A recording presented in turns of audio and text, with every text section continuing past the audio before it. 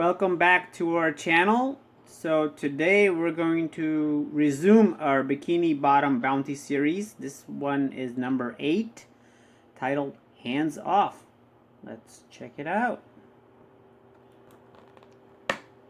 By David Lewman, illustrated by C.H. Greenblatt and William Reiss.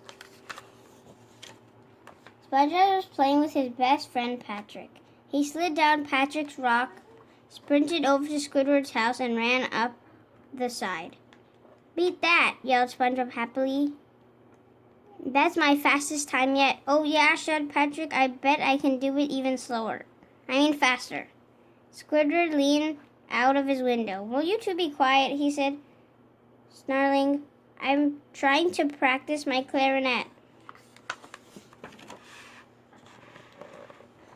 "But Squidward, we're playing a really fun game," Patrick explained. "See, you slide down my rock, then you zip over to your house and run up the side." "I know what you're doing," said Squidward, interrupting. "Just stop it. You're being too loud." "Why don't you play with us, Squidward?" asked SpongeBob. "It's fun." Squidward noticed the mailman pulling up to SpongeBob's house. "Why, look, SpongeBob," he said, pointing. "Isn't that the mailman at your house? Looks like he's carrying a box." "A box?" shouted SpongeBob. "That's just what I've been waiting for." SpongeBob carefully opened the box. SpongeBob carefully opened the box. "At last," he whispered. "Do you realize what this is, Patrick?" Patrick nodded. "I have no idea," he said slowly. SpongeBob trembled with excitement. "This," he explained, "is a genuine Mermaid Man and Barnacle Boy bubble blower. It's in original packaging." "Wow," said Patrick. "What does that mean?" SpongeBob gently lifted the bubble blower and stared at it. "I've been trying to find one of these for years." "Isn't it great?"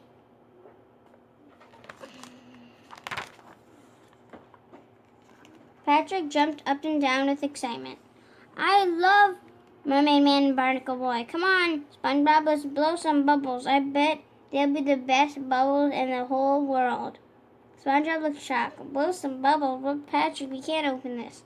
We have to leave it in the original packaging." Patrick scratched his head. "Why, that's good if a toy... What good is a toy if you can't play with it?" SpongeBob smiled. "Oh, Patrick," he said, "this isn't just a toy, it's a collectible toy. It's for collecting, not playing." Patrick was still confused. "But then, what do you do with it?" "Lock it in a closet," explained SpongeBob, "or maybe, on special occasions, display it on a shelf." Patrick stared at the bubble blower. "Can't I put it on my shelf, SpongeBob?" he asked. "Patrick," said SpongeBob, "you don't have a shelf." "I could build one," said Patrick. "Then I could look at the bubble blower."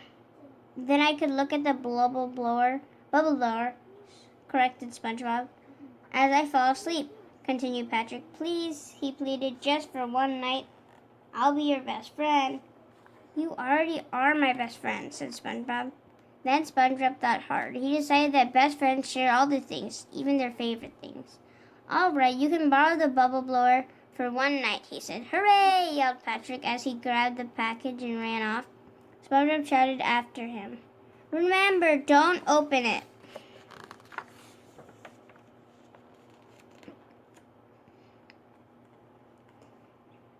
At nighttime, SpongeBob got ready for bed. "Good night, Gary," he said. "I sure am glad I let Patrick borrow my new bubble blower. That's what best friends do." "Meow," said Gary. "I'm sure he'll be extra careful with it," said SpongeBob. He patted Gary and climbed into bed. But as he lay in bed, SpongeBob started to worry about all the things Patrick might be doing with the bubble blower. Had he taken it out of the packaging? Was he using up all the soap bubbles, or was he doing something really terrible, like breaking the Mermaid Man bubble wand?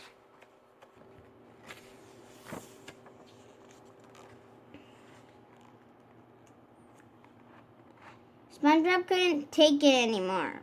He got downstairs, put on his clothes, and went. He got up, put on his clothes, and went downstairs. Gary followed him.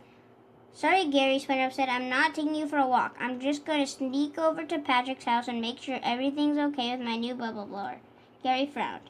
Don't give me that look, said SpongeBob. SpongeBob creeped past Squidward's house as he tiptoed up to Patrick's rock.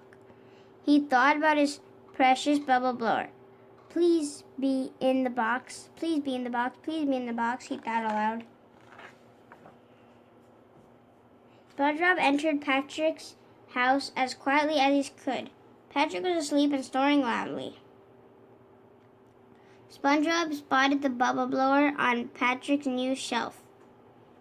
It was fine. Patrick hadn't broke it.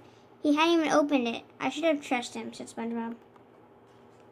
See you in the morning, pal, whispered SpongeBob very quietly, but as he turned to go, he tripped over a shell and fell with a loud crash. Patrick sat up in bed, wide awake. SpongeBob, he yelled, what are you doing here? I'm sorry, Patrick, said SpongeBob, embarrassed. I was just, guess I was teensy, worried about my mermaid man and barnacle boy bubble blower. Patrick quickly put on his shorts. He was shocked. You mean you didn't trust me? Your best friend? That's terrible. I can't believe it.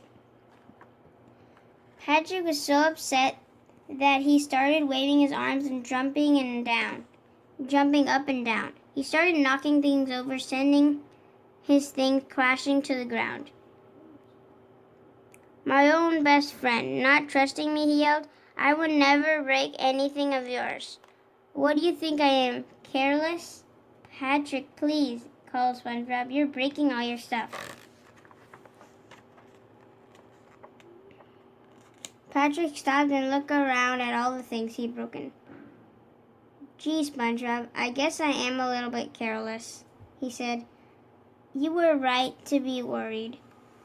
You'd better take your bubble blower home before I break it. Patrick walked over to the bubble blower,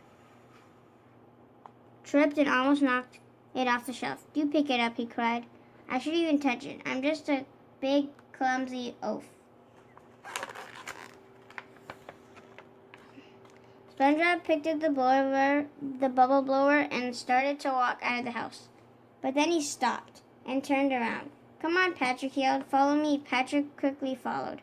Outside, SpongeBob began to take the packaging off the bubble blower. SpongeBob, yelled Patrick. What are you doing? What good is a bubble blower if you can't blow bubbles with it? Asked SpongeBob. Want to play with it? I sure do, said Patrick. SpongeBob dipped the wand into the bubble liquid and handed it to Patrick. Here, Patrick, he said. You could blow the first bubble. Wow, said Patrick as his eyes widened. The first bubble. Patrick blew a big bubble, and then SpongeBob blew one. And they continued to blow bubbles into the wee hours of the morning. Squidward didn't get much sleep that night. And the end. Thank you for spending your time with us reading another SpongeBob SquarePants Bikini Bottom Bounty Series book. This one was number 8, titled Hands Off. Stay tuned for number 9 and number 10 coming soon. Have a good day. Bye. Bye. Bye.